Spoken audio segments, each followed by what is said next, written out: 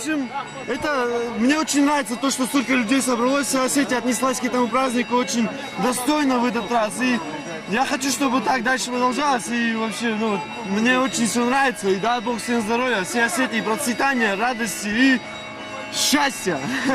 С праздником всех!